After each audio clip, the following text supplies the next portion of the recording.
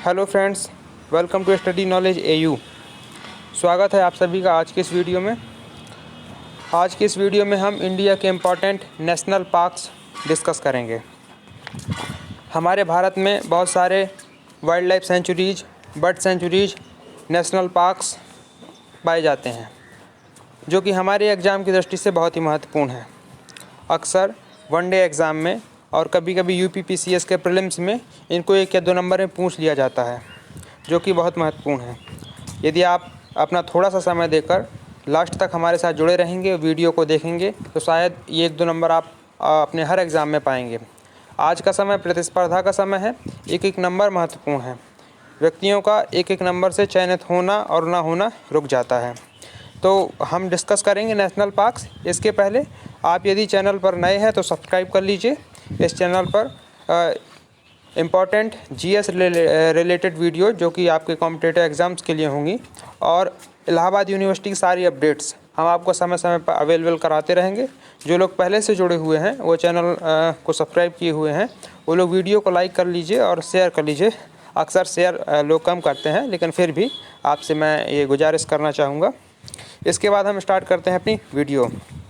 तो सबसे पहले मैं आपको एक इम्पॉर्टेंट चीज़ बता दूं कि जो हमारा भारत देश है, यहाँ पर शेर और चीता, टाइगर एंड लायन दोनों पाए जाते हैं, जबकि अन्य देशों में ऐसा नहीं है। लेकिन इंडिया ऐसा देश है जहाँ पे ये दोनों पाए जाते हैं। जो शेर है, लायन है, ये गुजरात का जो गिर फॉरेस्ट है वहाँ पे रहता है। ये उनका कहें तो नेचुरल हैबिटेट है, प्राकृतिक आवास है। और ये जो शेर हैं, ये चीते हैं, टाइगर हैं, ये जो है मध्य प्रदेश है, सुंदरबन है, वेस्ट बंगाल का जो वो है डेल्टा, ब्रह्मपुत्र और गंगा डेल्टा बनाती हैं, वहाँ जो सुंदरवन का फॉरेस्ट है, मध्य प्रदेश है, और हिमालयन रीजन है, इनमें ये टाइगर आसानी से पाए जाते हैं। और ये बात तो आप सभी भली प्रकार जानते हैं कि इंडिया हमारा डाइवर्सिटीज़ से भरा हुआ है, यहाँ बहुत विभिन्नताएं हैं। इसके बारे में भी एक बात बता दूं कि हमारे इंडिया में लगभग 90,000 तो जानवरों की प्रजातियां हैं, स्पीसीज़ ऑफ एनिमल्स, और 47,000 पेड़ों की प्रजातियां हैं, प्लांट्स की स्पीसीज़ हैं, जिसमें से 15,000 तो फूल वाले पेड़ हैं, पौधे हैं जो फ्लावरिंग करते हैं, और लगभग 2,000 प्रजातियां चिड़ियों की हैं। तो आप जान सकते हैं कि हमारा जो है इंडिया डाइवर्सिटी से भरा हुआ है, और ये हमारे इंडिया को कहीं ना कहीं बहुत सुंदर भी बनाती हैं ये सब चीज़ें। खैर, तो ये कुछ बातें थी। आइए अब स्टार्ट कर देते हैं इम्पोर्टेंट जो नेशनल पार्क्स हैं। तो आइए अब स्टार्ट करते हैं। सबसे पहले आपसे रिक्वेस्ट करूंगा कि कोई भी राइटिंग पे नहीं जाएगा। ये कुछ समय पहले हमारे एक मित्र के द्वारा हमको लिखकर भेजे गए थे, उसका उपयोग हम आज वीडियो बनाने में कर रहे हैं। तो राइटिंग पे नहीं जाइएगा, कंटेंट पे आइएगा, जो कि आपके लिए महत्वपूर्ण है।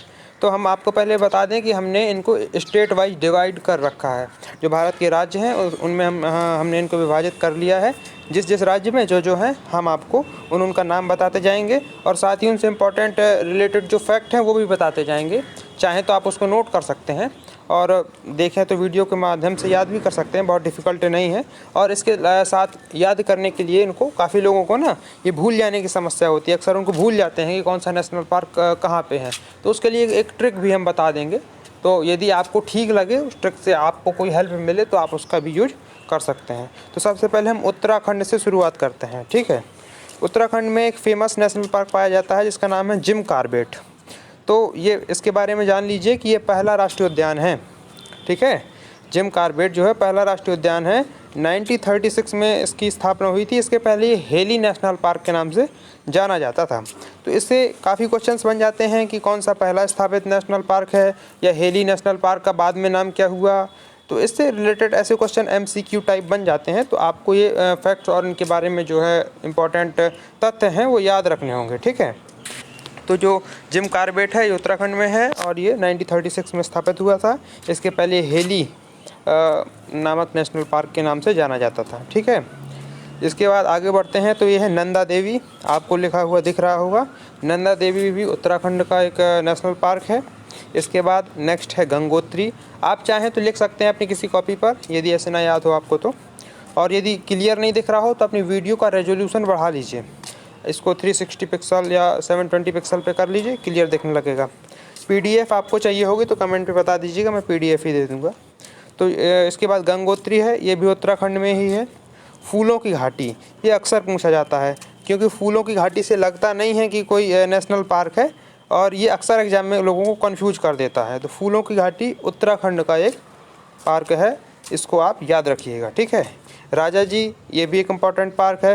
गोविंद पशु विहार, ये भी इम्पॉर्टेंट पार्क है। अब इसके संबंध में ट्रिक क्या है आप लोग देख सकते हैं, नीचे लिखा हुआ है गंगा नदी के फूलों के राजा गोविंद। अब यदि आपके लिए हेल्पफुल है ट्रिक तो यूज कर लीजिए। मैं ट्रिक वगैरह यूज नहीं करता हूँ, मैं तो नॉर्मली याद करता हूँ जो जहाँ पे है। तो आप नाम से क्लियर हो रहा होगा आपको, गंगा से गंगोत्री, नंदी से नंदा देवी, और फूलों से फूलों की घाटी, राजा से राजा जी, गोविंद से गोविंद पशु विहार। जिम कार्बेट आपको ऐसे ही याद करना है, ठीक है। यूपी में दूध का उत्पादन, अरे ये नॉर्मली एक ऐसा क्वेश्चन आ गया है, ठीक है, जान लीजिए। यूपी में दूध का उत्पादन सबसे अधिक होता है भारत में, इस बात को भी आप जान लीजिए। इसके बाद आते हैं हम राजस्थान में, दूसरा स्टेट। तो राजस्थान में कुछ 4 इम्पोर्टेंट नेशनल पार्क्स हैं। तो उनमें से पहला है आपका केवलादेव घाना, इसको घाना पक्षी विहार के नाम से भी जानते हैं, ये बर्ड सेंचुरी है शायद। तो केवलादेव ये राजस्थान में सिचुएटेड है, ठीक है। इसके बाद मरुस्थली, ये भी राजस्थान में सिचुएटेड है। मरुस्थली का तो नाम देखकर ही आप पहचान जाएंगे कि राजस्थान का ही है। और रणथंभौर, ये भी राजस्थान से है। सरिस्का, ये भी राजस्थान से है। इनके बारे में इम्पोर्टेंट बात ये है कि ये जो रणथंभौर और सरिस्का है, ये दोनों बाघों के संरक्षण के लिए फेमस हैं, ठीक है। इन दोनों में बाघों का संरक्षण किया जाता है। ये बात आप जानते हैं कि इनकी संख्या निरंतर ही घट रही है हमारे इंडिया में। तो ये जो 2 ठो हैं, रणथंभौर और सरिस्का, इनमें बाघों का संरक्षण किया जाता है, ठीक है। इनका आप ट्रिक देख सकते हैं, आपको ये ठीक लगे तो आप इसका यूज भी कर सकते हैं। हम आगे बढ़ेंगे। इसमें क्या लिखा है, राजस्थान की रणथंभौर और सरिस्का दोनों, यस मैं पहले बता चुका हूँ, दोनों बाघों के संरक्षण के लिए प्रसिद्ध हैं। और फिर है गुजरात। गुजरात का गिर, मैंने स्टार्टिंग में ही बताया था कि ये शेरों का एक कहें तो नेचुरल हैबिटेट है, उनका प्राकृतिक स्थान है रहने के लिए। तो गुजरात में एक बहुत ही महत्वपूर्ण है, इम्पोर्टेंट है ये गिर, याद रखिएगा। गिर नेशनल पार्क, नेशनल फॉरेस्ट, यहाँ पर जो एशियाटिक बब्बर शेरों का संरक्षण किया जाता है। जो शेर लायंस हैं, बब्बर शेर, उनकी प्रजाति होती है इनकी एक मेनली, तो उनका संरक्षण गुजरात के गिर राष्ट्रीय उद्यान में होता है। इसके बाद आते हैं मध्य प्रदेश में। मध्य प्रदेश, आप ये बात शायद जानते होंगे कि मध्य प्रदेश में बहुत सारे वन हैं, बहुत सारे वन हैं, वहाँ पे फॉरेस्ट एरिया काफ़ी ज़्यादा है। इस वजह से वहाँ पे जो है ये नेशनल पार्क्स भी ज़्यादा हैं, ठीक है। तो उनके नाम आपको मैं बता देता हूँ, याद रखिएगा। नॉर्मल है, जो मध्य प्रदेश से लोग बिलोंग करते होंगे उनको तो पता ही होगा, ज़्यादातर जो बाहर के हैं वो इसको देख सकते हैं। तो कान्हा मध्य प्रदेश का है, और ये बाघ और तेंदुआ, इनमें इनका जो है संरक्षण होता है। ये दोनों पाए जाते हैं, बाघ और तेंदुआ, ठीक है। जो कान्हा है मध्य प्रदेश का। इसके बाद नेक्स्ट है आपका माधव, ये भी मध्य प्रदेश का है, माधव। इसके बाद है आपका बांधवगढ़, ये भी मध्य प्रदेश का है। ये सफ़ेद वाइट टाइगर्स हैं जो, उनके लिए फेमस है। किन के लिए? वाइट टाइगर्स हैं। ये देखिए, इनसे ऐसे ही क्वेश्चन बनते हैं कि वाइट टाइगर्स के लिए कौन सा फेमस है, बांधवगढ़ कहाँ है, या एमपी का इनमें से कौन सा प्रमुख राष्ट्रीय उद्यान है। 3-4 ऑप्शन दे देंगे, उनमें से आपको एक सिलेक्ट करना होगा। तो यदि आप लोग इनको एक बार पढ़े रहे होंगे, वीडियो को ऐसे ही देखे रहे होंगे नॉर्मली, तो हो सकता है आपके माइंड में रीडायरेक्ट कर जाए और आपको नंबर मिल जाए। तो इसके बाद आपका नेक्स्ट है पन्ना, ये तो क्लियर ही हो रहा है, पन्ना एक शहर भी है मध्य प्रदेश का। इसके बाद सतपुड़ा भी, जो सतपुड़ा रेंज है वो भी मध्य प्रदेश के आसपास ही है। तो सतपुड़ा भी एक वहीं का नेशनल पार्क है मध्य प्रदेश का। इसके बाद है आपका इंदिरा प्रियदर्शनी पेंच, ये याद रखिएगा, ये इम्पोर्टेंट है। इंदिरा गांधी जी के नाम पे है, इंदिरा प्रियदर्शनी पेंच, ये है मध्य प्रदेश का एक इम्पोर्टेंट नेशनल पार्क, ओके। इसके बाद है संजय, ये भी मध्य प्रदेश में ही है। इसके बाद है मंडला प्लांट फॉसिल, ये भी मध्य प्रदेश में ही है, ठीक है। इसके बाद आते हैं हम महाराष्ट्र में। तो महाराष्ट्र में एक इम्पॉर्टेंट नेशनल पार्क है संजय गांधी। तो आपको इसमें कंफ्यूज नहीं होना है, जो मध्य प्रदेश में है वो केवल संजय है, और जो महाराष्ट्र में है वो संजय गांधी है। जो हमारे देश के संजय गांधी थे, तो उनके नाम पे इसका नाम दिया गया है। ये जो है महाराष्ट्र में स्थित है, ओके। तो ये संजय गांधी नेशनल पार्क। इसके बाद नेक्स्ट है आपका पेंच, ये भी इम्पोर्टेंट है, अक्सर एग्जाम में पूछा जाता है। ये भी आपका महाराष्ट्र में है। ठीक है, इसके बाद इसका स्टेट थोड़ा सा कट गया है, मैं बता दूंगा ये कौन सा है, इसको छोड़ते हैं। हम आते हैं केरला में। केरला में अन्नामुदीसोला, ये केरला में है। अनाईमुदी एक वहाँ का पर्वत भी है, कहें तो उसकी केरला में स्थित है ये पहाड़। ये लगभग 2695 मीटर इसकी ऊंचाई है। और जो हमारे कहें तो दक्षिण से साउथ वेस्ट मानसून की जो विंड्स आती हैं तो सबसे पहले से टकराती हैं अनाईमुदी से, और जो ऊपर चढ़ती हैं तो ओरोग्राफिक रेन का ये कारण बनती है, जो पर्वतीय वर्षा होती है, इसलिए केरल में काफ़ी वर्षा होती है। तो अन्नामुदीसोला उसी के नाम पे है पर्वत श्रेणी के। तो ये एक इम्पॉर्टेंट वहाँ का नेशनल पार्क है। ठीक है, पेरियार, ये भी केरल में ही स्थित है, Periyar national park. Silent valley, ये भी आपका केरल में ही स्थित है, इम्पॉर्टेंट है। जो पेरियार है इसमें हाथी पाए जाते हैं, हाथियों के लिए प्रसिद्ध है, इस बात को याद रखिएगा आप। ठीक है, आप ट्रिक लिखी हुई है, आप समझ लीजिए, यदि आपके लिए हेल्पफुल हो तो आप यूज़ करिए, और यदि नहीं है तो ना करिए। पेरियार एक जल संधि भी है, बैगाई बेसिन तमिलनाडु को जल प्रदान करती है। हाँ, एक्चुअली में केरला और तमिलनाडु के बीच एक रिवर वाला थोड़ा सा वो चलता है ना, डिस्प्यूट चलता है, तो ये उसी से संबंधित एक जल संधि भी है वहाँ पे। ठीक है, गोवा में आपका एक इम्पॉर्टेंट नेशनल पार्क है महावीर करके, महावीर गोवा का इम्पोर्टेंट नेशनल पार्क है। ठीक है, इसके बाद हम नेक्स्ट स्टेट में जाते हैं, सिक्किम। सिक्किम का महत्वपूर्ण है, जो अक्सर एग्जाम में, बहुत सारे एग्जाम में अभी तक बहुत बार पूछा भी जा चुका है, कंचनजंगा। कंचनजंगा एक हिमालय की चोटी भी है, उसी के नाम पे इसका नाम पड़ा हुआ है, कंचनजंगा राष्ट्रीय उद्यान। ठीक है, ये सिक्किम में सिचुएटेड है, लोकेटेड है। ठीक है, याद रखिएगा इस बात को। इसके बाद हम मूव करेंगे अरुणाचल प्रदेश की ओर। अरुणाचल प्रदेश में है एक आपका नेशनल पार्क नाम दफा करके, तो ये याद रखिएगा, ये अरुणाचल प्रदेश का है। इसके बाद हम आएंगे असम की ओर।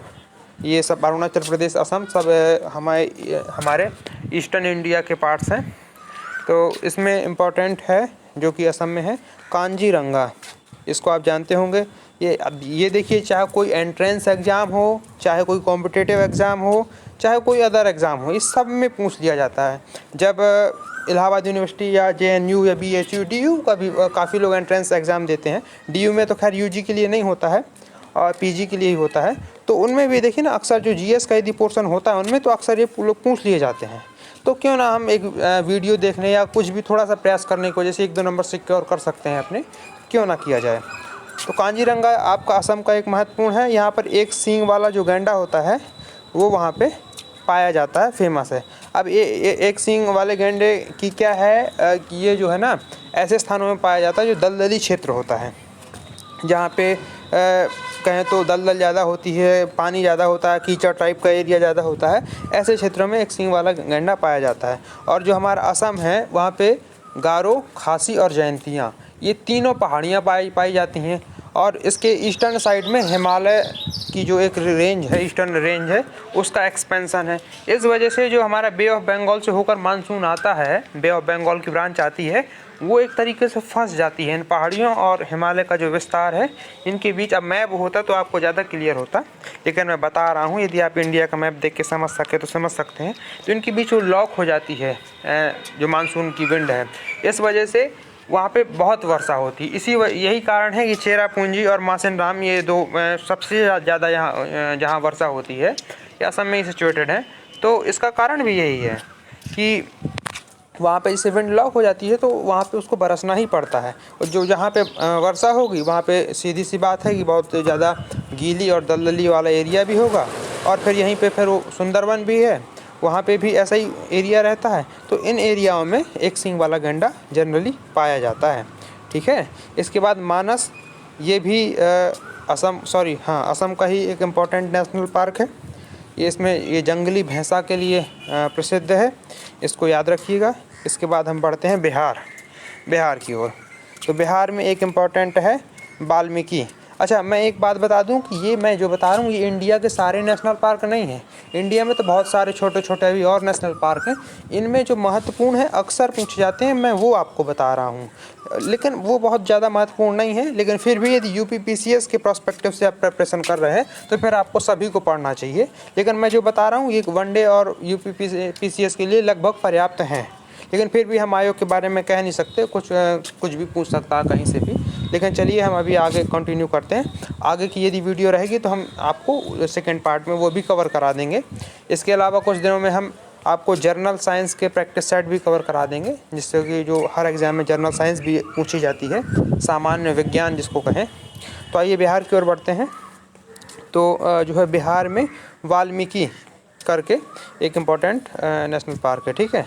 झारखंड में बेतला है, इम्पॉर्टेंट है, याद रख। इम्पॉर्टेंट तो सारे ही हैं, मैं सब में इम्पॉर्टेंट कहता जा रहा हूँ। बेतला झारखंड, ओके। इसके बाद है ओडिशा में सिमलीपाल, ठीक है। सिमलीपाल करके ओडिशा में है। आप लोग लिख लेंगे कॉपी में तो शायद ज़्यादा अच्छा रहेगा। इसके बाद छत्तीसगढ़ में इंद्रावती है। इंद्रावती कहाँ पे है? छत्तीसगढ़ में, ठीक है। इसके बाद आप आते हैं आंध्र प्रदेश की ओर। आंध्र प्रदेश में है पापीकोंडा। नाम कितना अच्छा है, पापी भी है और एनाकोंडा का कोंडा भी लिए है, यानी पापीकोंडा।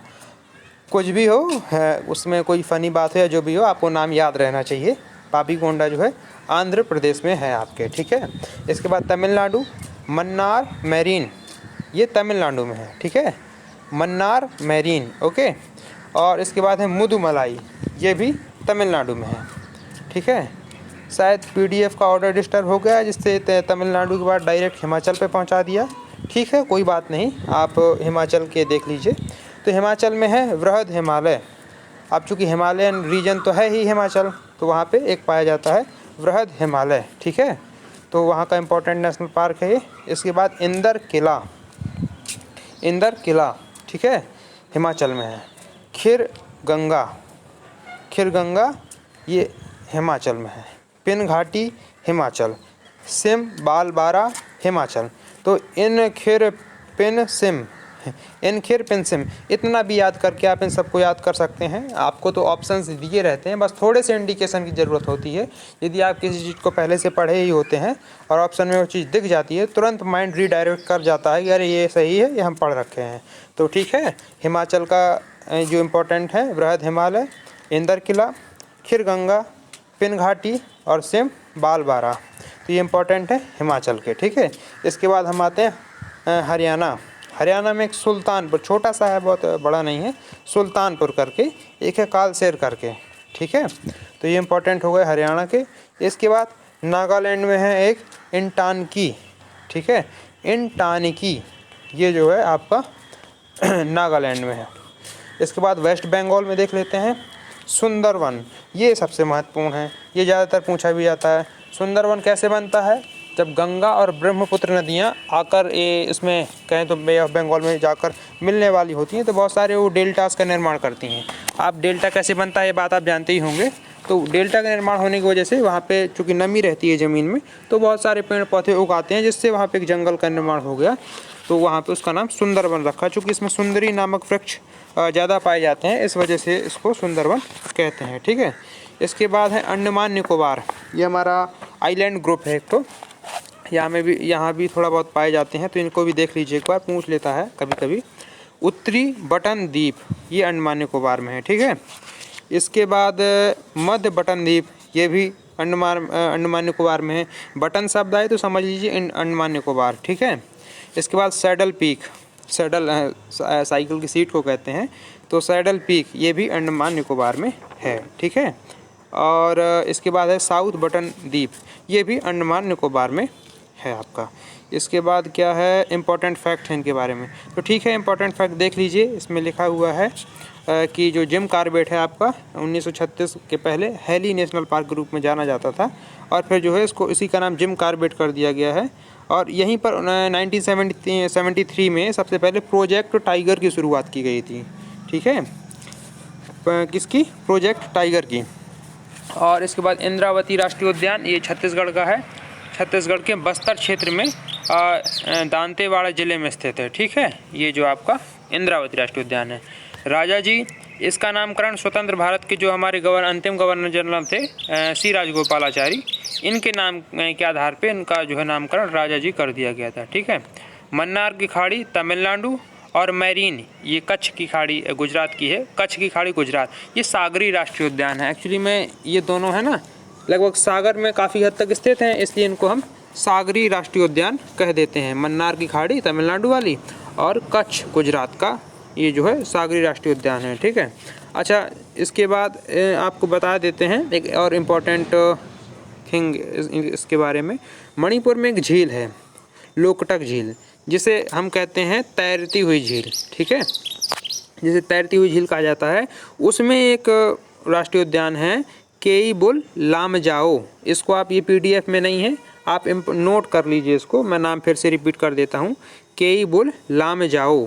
ये मणिपुर की लोकटक झील में एक तैरता हुआ नेशनल पार्क है और ये विश्व का, वर्ल्ड का एकमात्र तैरता हुआ राष्ट्रीय उद्यान है। ठीक है, इस बात को आप याद रखिएगा कि यह विश्व का एकमात्र तैरता हुआ राष्ट्रीय उद्यान है। नाम है, फिर से रिपीट करता हूँ, केईबुल लामजाओ। तो इसको आप कहीं लिख लीजिए, ये इंपॉर्टेंट है। अक्सर ऐसी चीज़ें पूछ ली जाती हैं, तो लगभग मैंने इंपॉर्टेंट थे जितने बता दिए हैं आपको इस सभी में। इसको आप नोट करिए, देखिए। ये आपको करना है जैसे मैं आपको कंफर्टेबिलिटी सहजता हो, बस याद रहना चाहिए, नंबर मिलना चाहिए। तो ठीक है, यदि इसका सेकंड पार्ट लाऊंगा तो मैं उसमें और कवर कर दूंगा जो मुझको लगेंगे थोड़े से और इम्पोर्टेंट हो सकते हैं। और इसके बाद हम और भी इम्पोर्टेंट वीडियोज सेपरेटली लाते रहेंगे, जैसे कि Indian rivers important, Indian lakes important, और जो इसके पासेस हैं, दर्रे हैं, इस पे है, और भी तमाम चीज़ें हैं जिन पे जो हमको समय समय पर लगेंगी कि इम्पोर्टेंट है। उन पे हम सेपरेटली एक एक वीडियो 20 से 25 मिनट का लाते रहेंगे, जिनको यदि आप 1-2 दिन में एक वीडियो को देख लेते हैं तो ऐसे आपके 1-1, 2-2 नंबर करके वीडियो के माध्यम से ही 10-15 नंबर हर एग्ज़ाम के लिए लगभग कवर हो जाएंगे। ठीक है। कुछ दिनों बाद हम जनरल साइंस के भी कुछ क्वेश्चन डालेंगे। इसके साथ यदि आप हमारे एक ग्रुप से जुड़ना चाहते हैं जो टेलीग्राम ग्रुप है, तो उसका लिंक मैंने डिस्क्रिप्शन पे दे दिया है, उसे आप ज्वाइन कर लीजिए। उसमें हम क्विज भी कराते हैं, जो वीडियो हम बनाते हैं उसके बाद उसकी क्विज कराते हैं, और उसके अलावा भी, वीडियोज़ के अलावा भी उसमें क्विज कराते हैं। तो आप चाहें तो उससे,